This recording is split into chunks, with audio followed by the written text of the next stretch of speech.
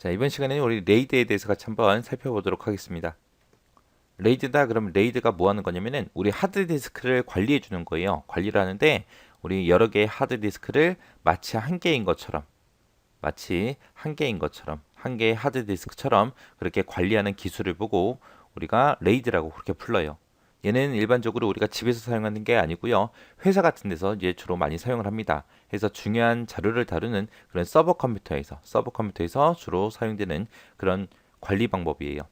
자, 요 레이드 방식을 보게 되면 크게 두 가지 방식이 있습니다. 미러링이라는 방식이 있고요. 그 다음에 스트라이핑이라는 방식이 있고 두 가지가 있어요.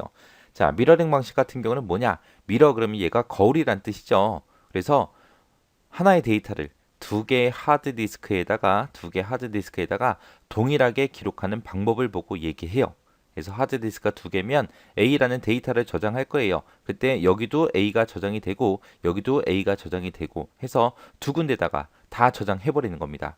그랬다가 만약에 한쪽 하드디스크가 만약에 손상이 일어났다, 고장이 났다, 그러면은 다른 한쪽 하드디스크를 이용해서 데이터를 복구하는 방식을 보고 미러링 방식이라고 해요.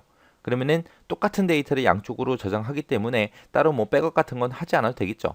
근데 이제 용량을 많이 차지한다는 거 그런 단점도 있지만 아무튼 데이터를 관리하기 위해서는 그렇게 해야죠. 그 다음에 이제 스트라이핑 방식이요. 스트라이핑 방식은 데이터를 여러 개의 하드디스크에다가 나눠서 저장하는 그런 방법을 보고 우리가 스트라이핑 방식이라고 합니다.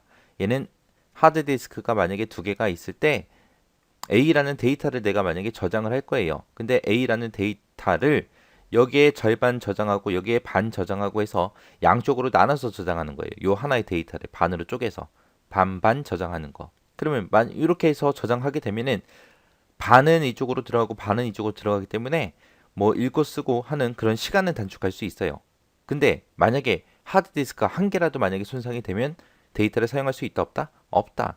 이쪽 게 만약에 고장 났어요. 그러면 데이터의 절반이 사라진 거라 데이터를 사용을 못 하겠죠.